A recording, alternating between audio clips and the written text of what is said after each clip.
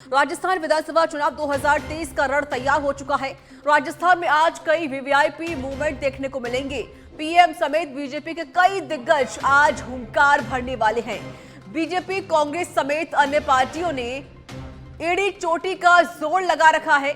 मरुधरा की धरती पर आज कई बड़े नेताओं की रैलियां होंगी, रोड शो होंगे और साथ ही जनसभाएं भी होंगी। इस वक्त की बड़ी जानकारी, बीजेपी इस चुनाव में कमल का फूल और पीएम मोदी के चेहरे पर चुनाव लड़ रही है।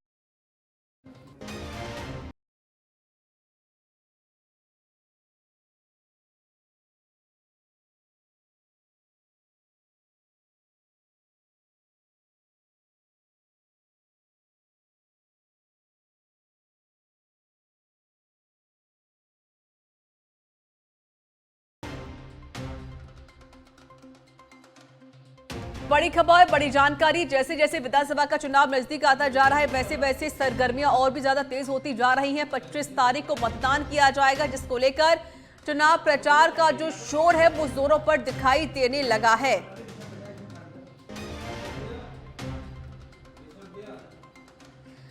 देखिए, 4 दिन बाद विधानसभा का चुनाव होना है और वही सिर्फ ये 3 दिन के लिए चुनाव प्रचार होगा और इस 2 से 3 दिन के अंदर बीजेपी पूरी पुरजोर कोशिश लगाने में जुटी हुई है, चुनाव प्रचार करने में जुटी हुई है।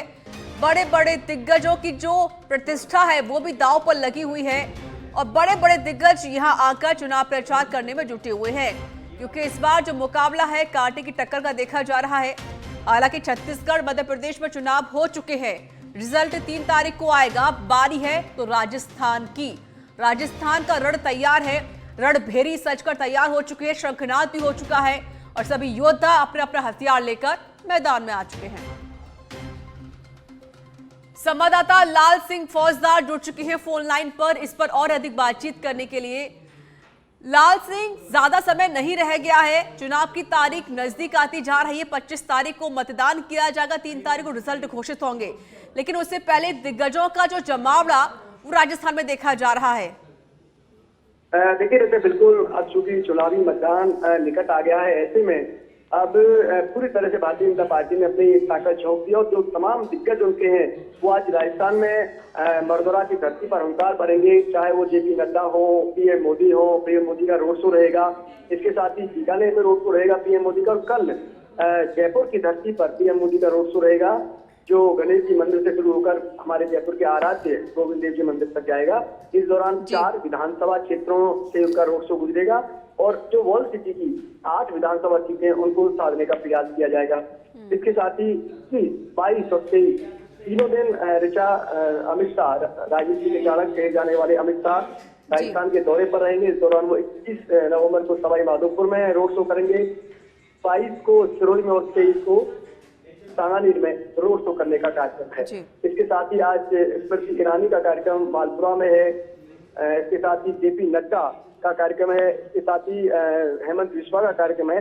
तमाम जो दिग्गज नेता हैं वो आज राजस्थान की धरती पर है और ये सिलसिला 23 तारीख तक, यानी कि मतदान के पहले प्रचार के अंतिम दिन तक ये जारी रहेगा। पार्टी ने तय किया है, क्योंकि एक स्ट्रेटेजी के तहत, एक रणनीति के तहत, क्योंकि इस समय जो दौर होता है, इस समय दोनों ही पार्टी अपनी पूरी ताकत झोंकती है। उसके पीछे वजह होती है कि ये एक प्रचार का वो समय होता है जब जो शून्य वोटर है वो अपना मानस बनाता है, तय करता है कि उसे कहाँ मतदान करना है।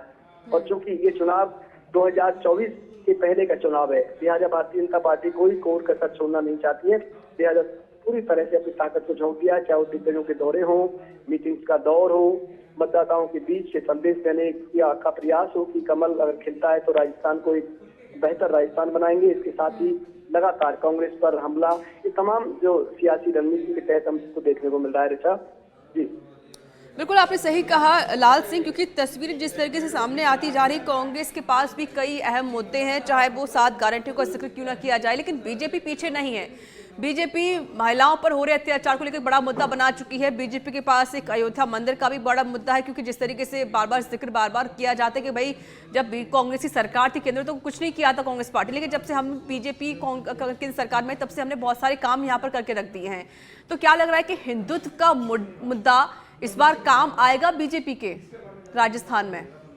देखिए, राजस्थान के अगर हम पूरे सियासी समीकरण को समझना चाहें और इस बार के राजस्थान के चुनाव को अगर हम देखें तो एक बात साफ है, पूरी तरह से ध्रुवीकरण और जाति का चुनाव नजर आ रहा है। भारतीय जनता पार्टी ने इस पूरे चुनाव को ध्रुवीकरण का रंग दिया है। लिहाजा आपने देखा होगा पूरे 200 विधानसभा क्षेत्रों में एक भी मुस्लिम प्रत्याशी को मैदान में नहीं उतारा है। इतर बात कर लेते हैं कांग्रेस की। कांग्रेस ने 2018 के चुनाव में वह केवल 8 मुस्लिम प्रत्याशियों को मैदान में उतारा था।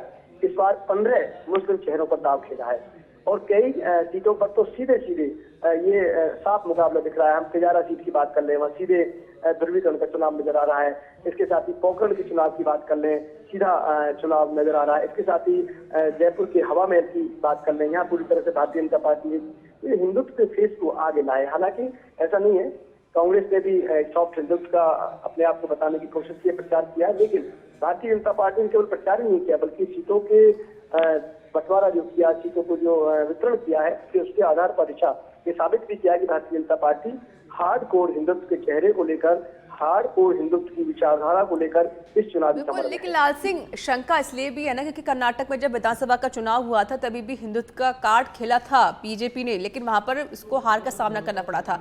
राजस्थान में क्या होने वाला है, जनता के मन में क्या है, क्या हिंदुत्व का जो कार्ड यहाँ पर बीजेपी खेल रही है या इस मुद्दे को उठा रही है, तो क्या ये कारगर साबित होगा, ये देखना भी बाकी। बहुत बहुत शुक्रिया आपका लाल सिंह अधिक जानकारी देने के लिए।